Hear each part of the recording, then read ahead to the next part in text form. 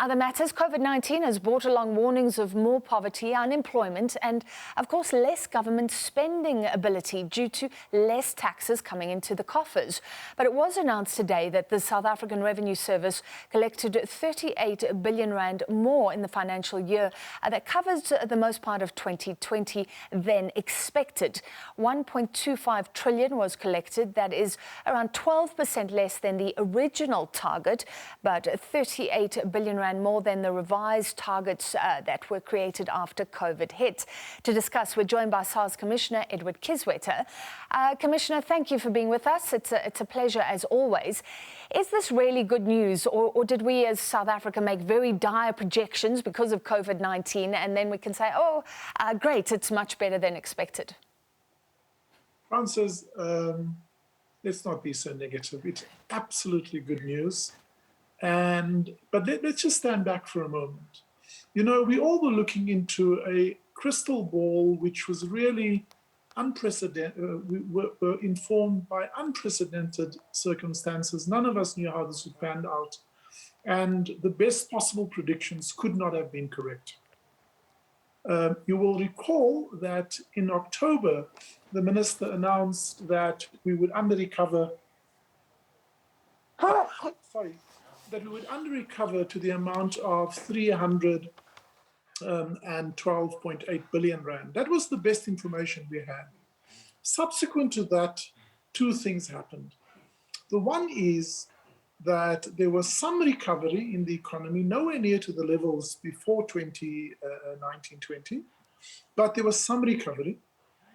And then I think also very encouragingly, we are beginning to see some of the dividend of a SARS that are beginning to focus on its work in a lot more of a very specific way. We've announced areas where we have begun to see specific improvement in our revenue collection efforts. So it's a combination of those two that gave the minister the confidence in February to revise the estimate upward by almost 100 billion.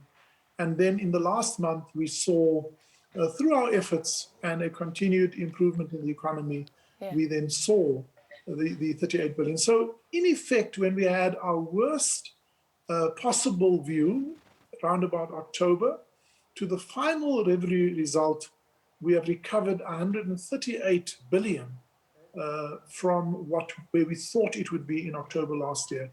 And that is definitely good news. The recovering economy is good news, and a recovering SARS is good news. Yeah. Okay, so this is against projections, and congratulations then, if it really points to better capacity on the point of SARS, and you said some better news on the economic front. Just put it into context, please. 1.25 trillion was collected, so that's the reality. And how does that compare to years before COVID-19, so we can look at exactly what COVID did to the coffers? Actually, the collections is a lot higher than the 1.2, because remember, we also paid out about almost 292 billion in refunds. So that would constitute the total collections.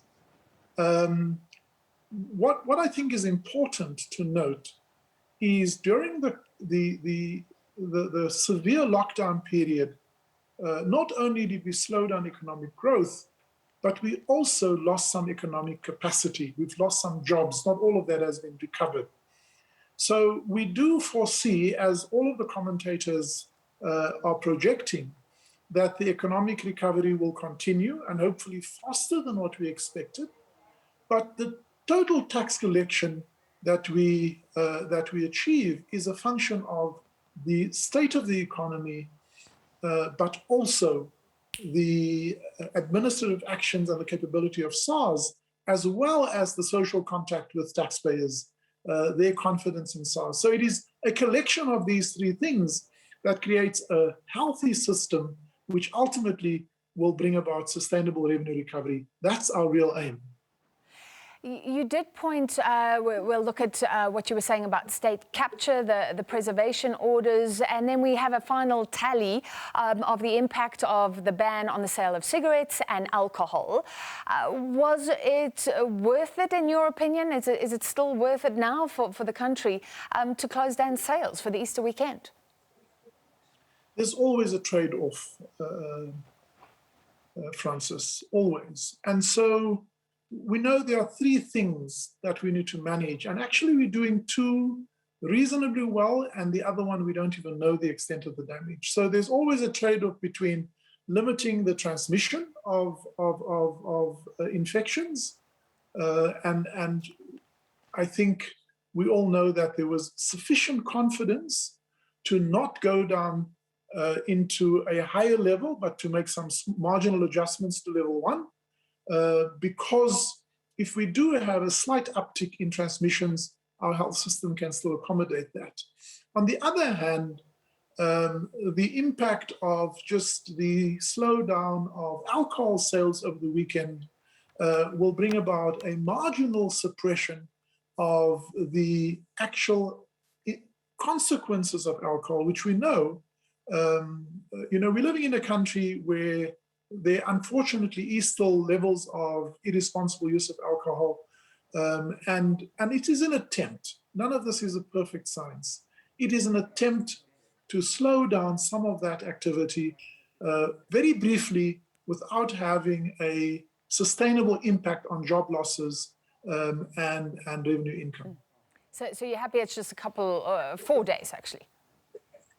It's a small, and so, I am sure South Africans would have stocked up ahead of the weekend, and in any event, those who want to go to a restaurant or to a shebeen can still have the drink of their choice. So it really is a very marginal impact on the actual economic activity and therefore on tax revenue. I don't want to speak for those who oppose it. They have to defend their own case, and ultimately, to the extent that that follows, government will respond. Sure. In money terms, 14 billion. Let's look, there was some good news. And can you tell us, because you see what's coming in from what industries, are there signs of hope? I think you were mentioning the mining industry. But then on perhaps the negative side, you spoke about today about South Africans that are taking money offshore. And that is a rising trend. This is money that presumably they've paid taxes on already. But what are the implications for us as a nation? So in returning, focusing on your comment around the mining, so yes, we did see a recovery, an improvement in specifically sales in platinum and gold industry, and they also benefited by the rand-dollar exchange rate. So that's fairly above board. There's nothing funnies around that. Secondly, we see that banks were able to write back some of what they thought would be bad debt. So the provisions for bad debt was reversed, and that has improved the profitability and hence the provisional tax payments that they paid in. That is, hopefully, as the economy recovers, we'll see more of that effervescence returning.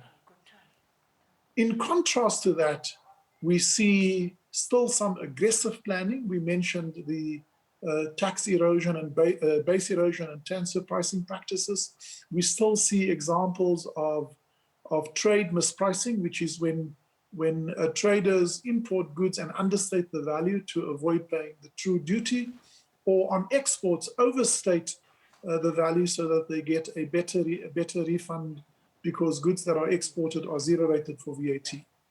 And then if you look at the criminal activities there, it's blatant fraud, which we're beginning to expose. I shared some of that in the announcement. And then on top of that, there's the COVID procurement for personal protective equipment that is also. So it's a broad suite of activities ranging from just simple negligence to more aggressive planning, all the way to blatant criminal behavior that we are looking at. And the money being moved offshore, Commissioner, are you concerned about the amount? Well, so we know from the automatic exchange of information, which is a protocol that we are part of through the broader OECD community, we know that there are over 400 billion of assets that are offshore. Now, we are not saying that all of that has been done illegally or have not been disclosed. So ordinarily, South Africans who take money offshore should do that within the limits that are set by the Reserve Bank, or make special approval where that is necessary. So what we are saying is we need to investigate that amount in order to ascertain, firstly, that all of that monies have flowed offshore in a regular manner, fully approved within the law, and secondly, that individuals have disclosed that income for tax purposes. We know already from the special voluntary disclosure program that we had that only 3,000 taxpayers responded to the program, and we collected 4.5 billion. We think that our investigation will reveal further areas of under-disclosure or non-disclosure, and we expect that there will be some more revenue that will be collected in that area. All right, Commissioner, I have so many questions for you, but we're running out of time. You said that SARS did well here. My final question to you is, how is SARS? In the light of state capture claims, in the light of what happened, Bain & Company, for example, has been mentioned prominently at the State Capture Commission. We know they did work for SARS years ago, which was so shoddy that they had to pay the money back. There were signs of political interference, a sham tender, and SARS's capacity was depleted. What is the situation at SARS right now? So a number of things that we have done. We've begun to implement most of the Nugent report recommendations, and I won't go into the detail now, but it stretched from everything to addressing leadership integrity issues at leadership level, restoring organizational arrangements that was dismantled, improving the governance and integrity processes. So a lot of that is in the process of being reversed. We are also we have already begun to reach out to SARS employees who have left, whom we think could make a contribution. And you would also have seen in the past week, we are recruiting over 500 additional employees, including 200 graduates, to begin to rebuild the capacity.